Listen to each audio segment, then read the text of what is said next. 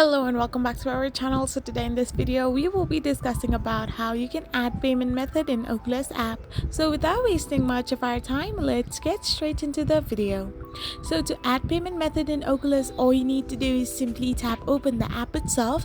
So once you open the app, you will end up in this kind of interface where all you need to do is simply tap on the menu option.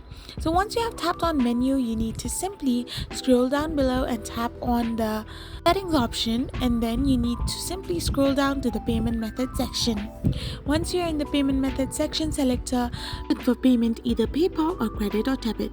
Once you have selected the payment method, you need to enter your card number, your CVV number, your expiry date, the postcode, and the country of your card, and simply hit the add button.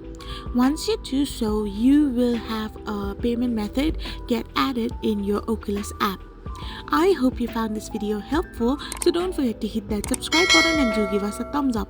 We will be back again with these informative videos.